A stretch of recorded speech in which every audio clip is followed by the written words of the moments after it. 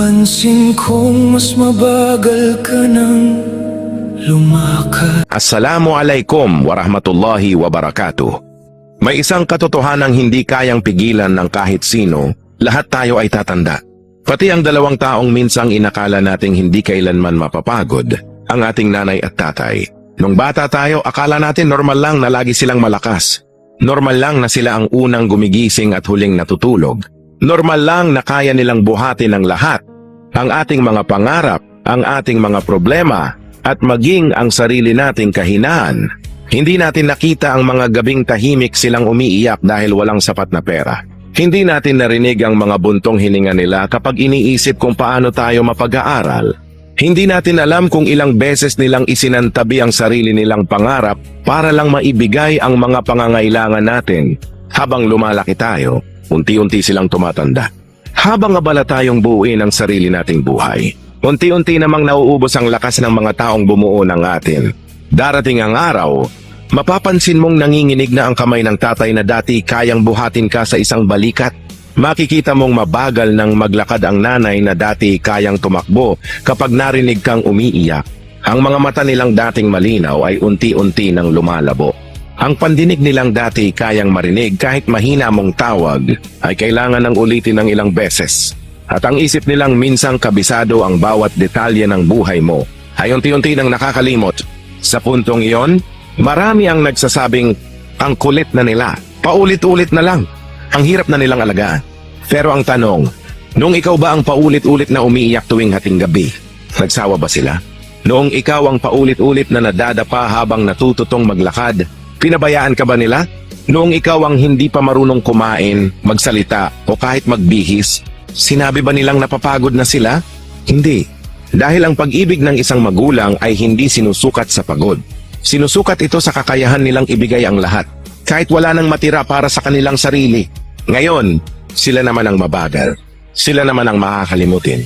Sila naman ang nangangailangan ng aakay. Handa mo rin bang gawin para sa kanila ang ginawa nila para sa iyo? Hindi nila kailangan ng marangyang bahay. Hindi nila hinihingi ang mamahaling regalo. Hindi nila inaasahan ang malaking halaga ng pera. Ang gusto lang nila ay maramdaman na hindi sila pabigat, na mahalaga pa rin sila, na may anak pa rin tatawag sa kanila kahit walang kailangan. May anak pa rin yayakap ng mahigpit. May anak pa rin hahawak sa kanilang kamay kapag nanginginig na ito. Minsan, isang oras lang ng pakikinig, mas mahalaga pa kaysa sa libu-libong pisong ibibigay. Isang yakap, mas nakakagamot kaysa sa anumang gamot. At isang simpleng, kumusta ka na? Kain na tayo, tay.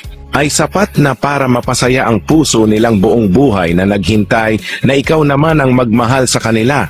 Huwag mong hintayin dumating ang araw na ang gusto mo na lang marinig ay ang boses nila, pero katahimikan na ang sumasagot. Huwag mong hintayin ang gusto mo na lang mahawakan ay ang kamay nila, pero malamig na itong hindi na muling hahawak pabalik. Huwag mong hintayin sa litrato mo na lang sila makausap. Habang umiiyak sa pagsisising, hindi mo na ibigay ang oras na noon ay kaya mo namang ibigay. Ang pinakamabigat na salitang dalang-dala ng maraming anak ay hindi, mahal kita, kundi, sana mas madalas ko siyang nadalaw. Sana mas naging mahaba ang pasensya ko. Sana mas niyakap ko siya. Sana mas sinabi kong mahal ko siya. Pero ang salitang sana ay wala nang kapangyarihang baguhin ang nakaraan. Kaya habang may pagkakataon pa, habang humihinga pa sila, habang kaya pa nilang ngumiti kapag nakita ka, sulitin mo ang bawat sandali. Yakapin mo sila nang hindi nagmamadali. Pakinggan mo ang mga kwento nilang ilang ulit mo nang narinig. Hawakan mo ang mga kamay na minsang humawak sa'yo noong hindi ka pa marunong tumayo. Dahil darating ang araw, ikaw na lang ang yayakap sa alaala nila. Ikaw na lang ang makikinig sa katahimikan ng bahay na minsang napuno ng boses nila. At doon mo mauunawaan na ang pinakamahalagang taong hinanap mo sa buong buhay mo ay ang dalawang taong buong buhay kang minahal ng walang hinihinging kapalit. Kaya anak, kapag matanda na ang iyong mga magulang, huwag mong sukatin ang pagmamahal mo sa laki ng naibibigay mo. Sukatin mo ito sa haba ng iyong pasensya, sa lambing ng iyong pananalita, sa oras na handa mong ialay, at sa presensyang hindi mo ipinagkakait dahil nung ikaw ang walang kaya, hindi ka nila iniwan. Kaya ngayong sila naman ang nanghihina, huwag mo silang bibitawan dahil ang pinakamagandang paraan ng pagsukli sa pagmamahal ng isang magulang ay ang manatili sa kanilang tabi hanggang sa huli. Kung may pagkakataon kang mapanood ang mensaheng ito, ibahagi mo ang mensaheng ito. Nagmamahal mula sa iyong kapatid, Kuya Mike Burong Omar. Assalamualaikum warahmatullahi wabarakatuh. Sino ang tatawag sa akin tuwing umaga? Sino ang mag-aalala kung kumain na ba ako? Sino ang magdadasal sa bawat pag-uwi ko? Hindi ko kayang isipin ang mundong walang yakap mong tahanan. Kaya habang narito ka pa, hayaan mong sabihin ko, mahal na mahal kita, ma.